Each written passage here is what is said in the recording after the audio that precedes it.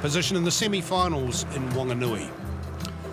Look at this, 1985 Toyota Hiace, 400,000 K on the clock, still going strong at Ikamatua in the West Coast. This is the home of the Grey Valley Rugby Club. And they're hosting the boys from town from Kiwi today. Look at them, proud as punch. They start them young and grow them strong here at Ikamatua. Up the Grey River from Greymouth, population a couple of hundred, not many more. Kiwi, the city slickers. And it's a West Coast day, a little bit of liquid sunshine, cool, and underfoot conditions will be testing. Through the middle of the field comes Parker. There's some width out here. There's some real width. There's Taufori. Looks out wide, and out wide is Brent McBride. And then he slides for the try. And Kiwi open the scoring. Yeah, great move here. Off the top ball from the line out. Midfield set and then sweep back on the blind side. Everything worked perfectly. That looked like something off the training pitch there. Parker, good, strong. Got over the gain line. Good quick ball's the key here, though. And those forwards sweeping around is a bit of a decoy to open it up, and just a little bit too easy, really. Grey Valley got to get back in this game. They won't be too happy with that start. That grandstand, now that's where I'd be sitting if I was down there, I think. Yeah, I reckon. Yeah, I reckon. Undercover. Grey feed the scrum and win good ball, and now the backs get a look. Junior Levu is the big man in midfield. He's won the penalty, and Grey Valley will surely get on the board from here. Pretty close to in front. Up she goes, and over she goes. 5-3. You get the impression that in these sort of conditions, kicks like that might be very important come the final wash-up. Ferguson couldn't feed the scrum because his front row had been taking it down, according to the referee. And Grey Valley get another chance, a little bit further out, a little bit wider out, same results.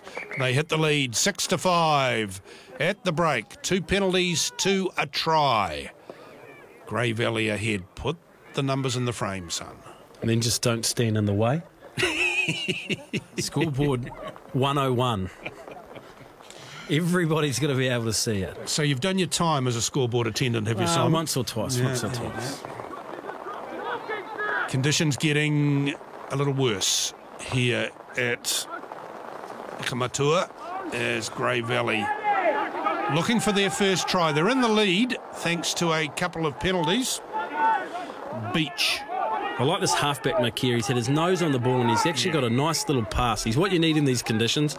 Bit big, will play like an extra loose forward, but he's got the skill level to be able to do it as well. Well, they've got to take the shot here. Let's just look at the pitch is cutting up. Points are going to be like gold, and Priest, he's hit them pretty well so far.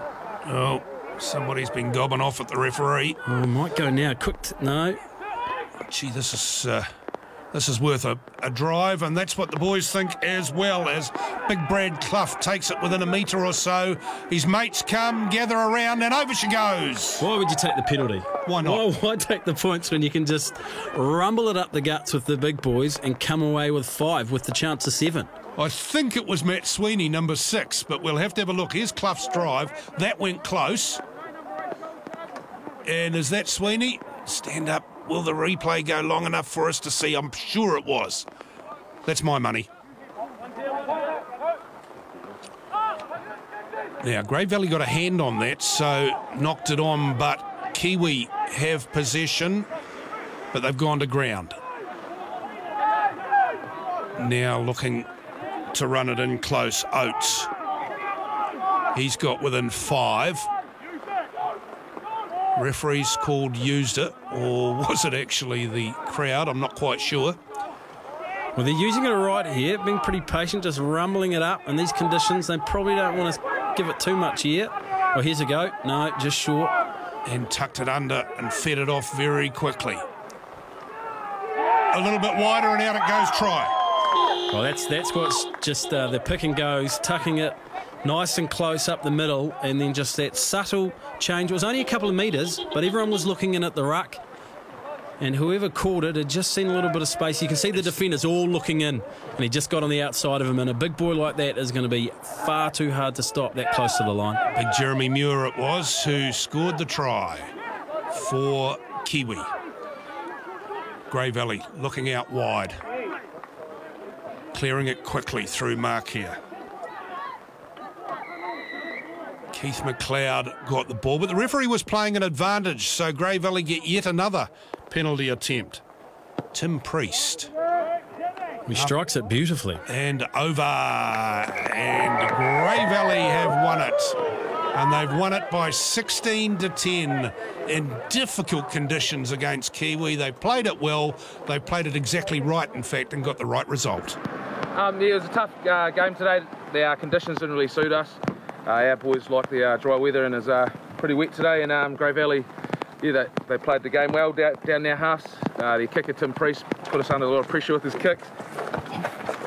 And yeah, our boys haven't been training that well. We are at the top of the table, but we've got a lot of hard work to do to stay up there if we want to be there at the end of the year. No, today wet conditions against Kiwi. Kiwi top of the table, and we knew we had to bring it to them today. You know, top of the table. So you know, for us it was a battle out there, and you know, these conditions suited us perfectly. Our big forwards. So you know, the game plan was just to keep the ball behind them, and that's what we did. And you know, we managed to be 6 points in front, and that's all we needed to be. So you know, going forward, we need to keep building, and we'll probably see Kiwi in the semis or the finals. So thanks very much. Yeah, good tactics, well played, and I think by the look of things you will see Kiwi in the semis or the finals. They're the top two sides on the West Coast, and that was a real West Coast game. All right.